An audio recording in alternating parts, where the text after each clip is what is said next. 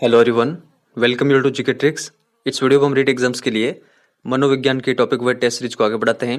इस वीडियो से हम मनोविज्ञान की 5th यूनिट को स्टार्ट कर रहे हैं। देखिए, अगर आपने फर्स्ट, सेकंड, थर्ड और फोर्थ यूनिट के टॉपिक वाइज टेस्ट अटैम्प्ट नहीं किए हैं तो आप इस चैनल को विजिट करके वो भी अटैम्प्ट कर सकते हैं। देखिए, इस वीडियो में एनसीएफ 2005 से संबंधित 30 इंपॉर्टेंट क्वेश्चन हम इस वीडियो में सॉल्व करेंगे। तो आपको अपनी तैयारी भी परखनी है और कोशिश करनी है कि आप इन 30 क्वेश्चन में से 25 क्वेश्चन के आसपास सही कर पाएं। तो चलिए इस वीडियो की शुरुआत करते हैं। हमेशा की तरह आपको एक ही चीज़ कहूँगा कि अपनी तैयारी में बिल्कुल भी आपको ढील नहीं बरतनी है। तो चलिए स्टार्ट करते हैं। फर्स्ट क्वेश्चन देखते हैं। यशपाल शर्मा समिति में कुल कितने सदस्य थे? 28, 38, 46 या फिर 58? तो देखिए, इसका करेक्ट आंसर होगा ऑप्शन नंबर बी, 38 सदस्य थे यशपाल शर्मा समिति में। तो यहाँ पर ऑप्शन नंबर बी इसका करेक्ट आंसर होगा। एनसीएफ 2005 का मुख्य सूत्र शिक्षा बिना बोझ के कब विचार में आया? 1990 में, 1993 में, 2002 या फिर 2009 में? देखिए, यहाँ पर करेक्ट आंसर होगा शिक्षा बिना बोझ के। ये विचार सामने आया था 1993 में। यहाँ पर ऑप्शन नंबर बी इसका करेक्ट आंसर होगा। ये आपको कंटेस्टली ध्यान रखना है। एनसीएफ 2005 में किन शिक्षण सूत्रों के अधिकतम प्रयोग का सुझाव दिया गया था? ज्ञात से अज्ञात की ओर, मूर्त से अमूर्त की ओर, अमूर्त से मूर्त की ओर या फिर एक व दो दोनों? यानी जो ज्ञात से अज्ञात की ओर है और मूर्त से अमूर्त की ओर है, ये दोनों। देखिए, यहाँ पर करेक्ट आंसर होगा इन दोनों शिक्षण सूत्रों के अधिकतम प्रयोग का सुझाव दिया गया था एनसीएफ 2005 के द्वारा। तो यहाँ पर ऑप्शन नंबर डी इसका करेक्ट आंसर होगा। तो ये आप कंटेस्टली ध्यान रखिएगा।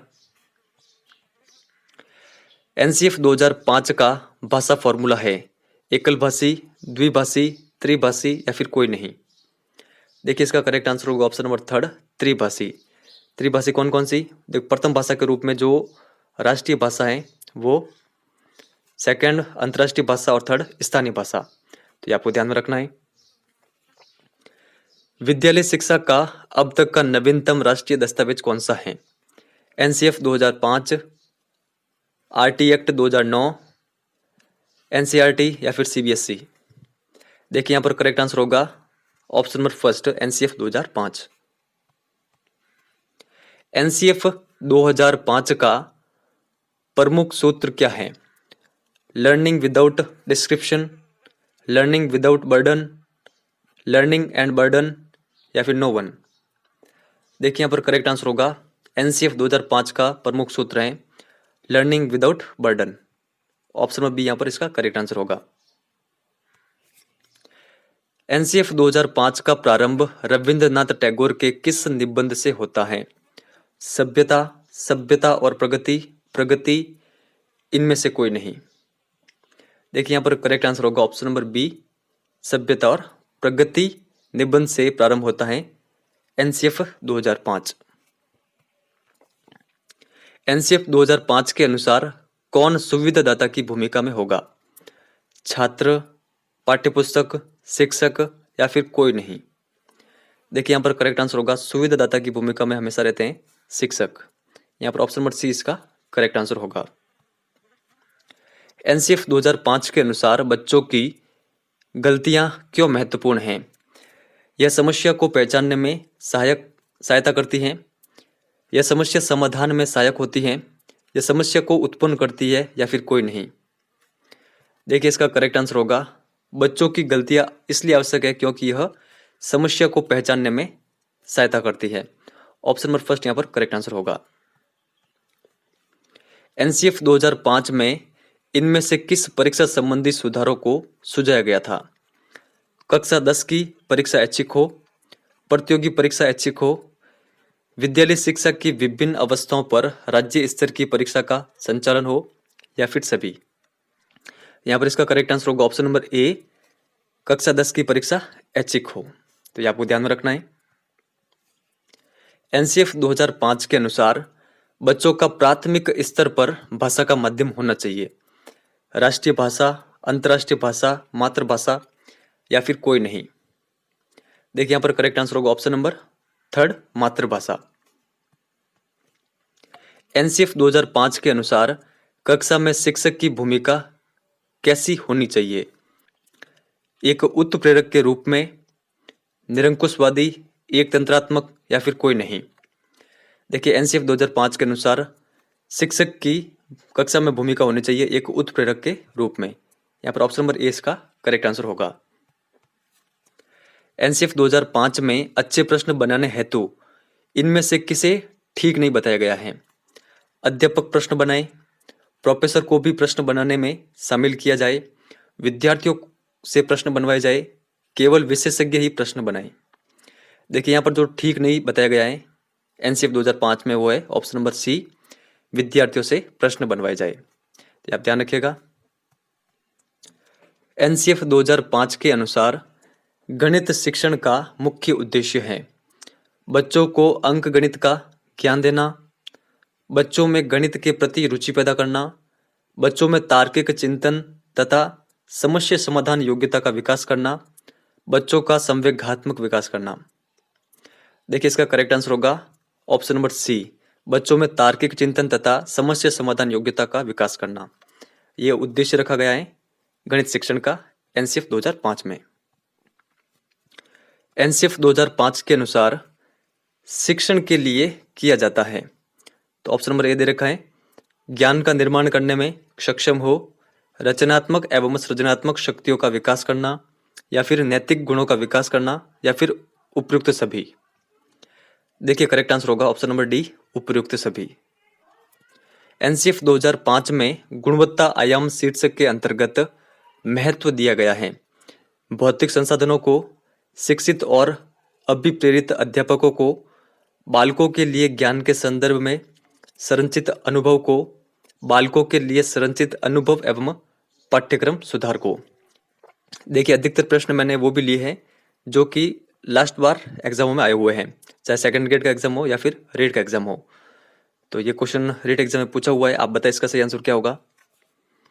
देखिए यहाँ पर इसका करेक्ट आंसर होगा ऑप्शन नंबर डी, बालकों के लिए संरचित अनुभव एवं पाठ्यक्रम सुधार को। आप ध्यान रखिएगा। एनसीएफ 2005 शांति शिक्षा को बढ़ावा देने के लिए कुछ क्रियाओं के अनुशंसा की गई है। पाठ्यक्रम रूपरेखा में निम्नलिखित में से किसे सूचीबद्ध किया गया है। नैतिक शिक्षा को बढ़ावा दिया जाए, शांति शिक्षा को एक अलग विषय के रूप में पढ़ाया जाए, शांति शिक्षा को पाठ्यक्रम में सम्मिलित किया जाए, महिलाओं के प्रति आदर एवं जिम्मेदारी का दृष्टिकोण विकसित करने के लिए कार्यक्रम आयोजित किए जाए। तो यहाँ पर इसका करेक्ट आंसर होगा ऑप्शन नंबर डी, महिलाओं के प्रति आदर एवं जिम्मेदारी का दृष्टिकोण विकसित करने के लिए कार्यक्रम आयोजित किया जाए। ये सूचीबद्ध किया गया है पाठ्यक्रम रूपरेखा में, तो ये आपको ध्यान में रखना है। एनसीएफ 2005 में बातचीत की गई है, ज्ञान स्थायी है वह दिया जाता है, ज्ञान का विकास होता है और इसकी संरचना होती है, शैक्षिक केंद्र से विषय केंद्र पर हो, विद्यार्थी केंद्रित से अध्यापक केंद्रित की ओर, या फिर इनमें से कोई नहीं। देखिए एनसीएफ 2005 में बातचीत की गई है ऑप्शन नंबर ए की, ज्ञान स्थायी है वह दिया जाता है, ज्ञान का विकास होता है और इसकी संरचना होती है। ये प्रश्न शायद या तो सेकंड ग्रेड एग्जाम में या फिर रीट एग्जाम में आया हुआ है। एनसीएफ 2005 में बहुभाषा को एक संसाधन के रूप में समर्थन दिया गया क्योंकि यह एक तरीका है जिसमें प्रत्येक बालक सुरक्षित महसूस करे। भाषागत पृष्ठभूमि के कारण यह बालक को अपने विश्वास के लिए प्रोत्साहन देगा, या फिर उपयुक्त सभी। देखिए यहाँ पर इसका करेक्ट आंसर होगा उपयुक्त सभी। ये आपको ध्यान में रखना है, ऑप्शन नंबर डी यहाँ पर करेक्ट होगा। और ये प्रश्न काफी अधिक इंपॉर्टेंट भी है, शायद ये प्रश्न भी गत वर्ष में पूछा हुआ है। आप ध्यान रखिएगा एनसीएफ 2005 में जो बहुभाषा है यानी एक से अधिक भाषा को एक संसाधन के रूप में समर्थन दिया गया इन सभी के लिए। इनमें कौन सा राष्ट्रीय पाठ्यचर्या 2005 के ढांचे में मार्गदर्शक सिद्धांत नहीं है। स्कूल के बाहर जीवन को ज्ञान से जोड़ना, परीक्षा को अधिक लचीला और कक्षा जीवन में एकीकृत करना, अधिगम को रटना विधि से सुविधाजनक बनाना चाहिए, पाठ्य पुस्तक केंद्रित रहने की बजाय बच्चों के समग्र विकास के लिए समृद्ध पाठ्यचर्या प्रदान करना। देखिए यहाँ पर इसका करेक्ट आंसर होगा ऑप्शन नंबर सी, ये मार्गदर्शक सिद्धांत नहीं है एनसीएफ 2005 का। देखिए इनके बारे में आपको ध्यान रखना, ये 3 मार्गदर्शक सिद्धांत दिए गए थे एनसीएफ 2005 के द्वारा। कुल कितने दिए गए मार्गदर्शक सिद्धांत? कुल 5 दिए गए हैं, तो ये भी आपको ध्यान में रखना है। एनसीएफ 2005 के अनुसार बच्चों में आकलन का सही तरीका है वार्षिक गतिविधियां, मासिक गतिविधियां, साप्ताहिक गतिविधियां या फिर दैनिक गतिविधियां। देखिए इसका करेक्ट आंसर होगा ऑप्शन नंबर डी, दैनिक गतिविधियां। एनसीएफ 2005 के अंतर्गत परीक्षा सुधारों में निम्न में से किस सुधार को सुझाया गया है? सामूहिक कार्य मूल्यांकन, सतत मूल्यांकन, खुली पुस्तक की परीक्षा मूल्यांकन या फिर सभी। देखिए करेक्ट आंसर होगा ऑप्शन नंबर डी, सभी।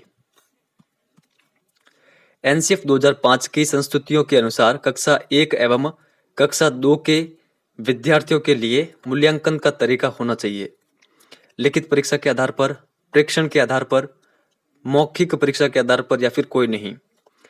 देखिए यहाँ पर करेक्ट आंसर होगा प्रेक्षण के आधार पर होना चाहिए। जो कक्षा 1 और कक्षा 2 के विद्यार्थी हैं उनका मूल्यांकन। किस मंत्रालय की पहल पर एनसीएफ 2005 तैयार किया गया? मानव संसाधन विकास मंत्रालय, शिक्षा मंत्रालय, गृह मंत्रालय या फिर कोई नहीं। देखिए इसका करेक्ट आंसर होगा ऑप्शन नंबर ए, मानव संसाधन विकास मंत्रालय। एनसीएफ 2005 के अनुसार अधिगम अपने स्वभाव में रिक्त स्थान और रिक्त स्थान हैं निष्क्रिय सामाजिक, सक्रिय सामाजिक, सक्रिय सरल, निष्क्रिय सरल। तो देखिए दो ऑप्शन तो आप पहले ही काट सकते हैं, निष्क्रिय निष्क्रिय वाले ये तो होंगे नहीं। अब बच्चे ये दो ऑप्शन, इनमें से आपको बताना है कि सही आंसर क्या होगा। देखिए यहाँ पर जो सबसे उपयुक्त ऑप्शन है वो होगा ऑप्शन नंबर बी, सक्रिय और सामाजिक। यानी एनसीएफ 2005 के अनुसार अधिगम अपने स्वभाव में क्या है? सक्रिय और सामाजिक है। एनसीएफ 2005 में कला शिक्षा को विद्यालय में जोड़ने का उद्देश्य क्या है? सांस्कृतिक विरासत की प्रशंसा करना, छात्रों के व्यक्तित्व और मानसिक स्वास्थ्य को विकसित करना, केवल ए सही या फिर दोनों। देखिए यहाँ पर करेक्ट आंसर होगा ऑप्शन नंबर डी, ये दोनों सही है। एनसीएफ 2005 के अनुसार सीखना है मानसिक विकास, शिल्पकला केंद्रित, व्यवसाय केंद्रित या फिर सभी। देखिए यहां पर करेक्ट आंसर होगा सभी। एनसीएफ 2005 किस पर बल देता है? करके सीखने पर, रटने पर, समस्या हल करने पर या फिर उपरोक्त सभी। देखिए इसका करेक्ट आंसर होगा ऑप्शन नंबर ए, करके सीखने पर बल देता है एनसीएफ 2005। किसकी अध्यक्षता में विद्वानों ने एनसीएफ 2005 तैयार किया था? Professor Tejpal, professor Jagjivan, professor Yashpal या फिर कोई नहीं। देखिए यहां पर करेक्ट आंसर होगा option number C, professor Yashpal के अध्यक्षता में एनसीएफ 2005 तैयार हुआ था, यह आपको ध्यान रखना है। एनसीएफ 2005 की कार्यशाला कहां पर आयोजित की गई थी? एनसीईआरटी नई दिल्ली, सीबीएसई नई दिल्ली, कोलकाता यूनिवर्सिटी या फिर चेन्नई यूनिवर्सिटी। देखिए इसका करेक्ट आंसर होगा ऑप्शन नंबर ए, एनसीईआरटी नई दिल्ली। तो अब आपको इस क्वेश्चन का आंसर इस वीडियो के कमेंट सेक्शन में देना है, जो कि हमने जो हमारा लास्ट टॉपिक था समायोजन का, वहां पर देखा था। निम्न में से कौन सा सही नहीं है? अंतर्मुखी, स्वयं अपने में रहना, प्रक्षेपण, अपनी गलती दूसरों पर डालना, युक्तिकरण, अपना गुस्सा दूसरों पर उतारना या फिर प्रतिगमन, पुरानी आदतों में लौटना। तो यहाँ पर कौन सा सही नहीं है वो आपको कमेंट सेक्शन में बताना है। और आपका जो भी स्कोर रहा है इन 30 क्वेश्चन में से वो भी आप कमेंट सेक्शन में लिख के बता सकते हैं। अगर आप अभी तक हमारे टेलीग्राम चैनल से ज्वाइन नहीं हुए तो वहाँ पर आप ज्वाइन हो सकते हैं। सिंपली आप टेलीग्राम पर जाए, वहाँ पर सर्च करें हमारे चैनल का नाम जीके ट्रिक एजुकेशन, वहाँ पर आपको हमारा चैनल मिल जाएगा। देखिए वहाँ पर रीट से संबंधित जो ऑथेंटिक न्यूज़ है, क्वेश्चंस और पीडीएफ्स मैं प्रोवाइड कराता हूँ, तो आप वो वहाँ से प्राप्त कर सकते हैं। तो इस वीडियो में इतना ही है। आपसे रिक्वेस्ट रहेगी कि वीडियो को अधिक से अधिक लाइक करके हमें सपोर्ट जरूर करें। देखिए अगर आप अधिक से अधिक लाइक करके हमें सपोर्ट करते हैं तो जब भी हम नेक्स्ट वीडियो बनाते हैं तो हमें काफ़ी अधिक मोटिवेशन मिलता है और हम आपके लिए और अच्छी सी वीडियो बना पाते हैं। तो चलिए इस वीडियो में इतना ही है। धन्यवाद।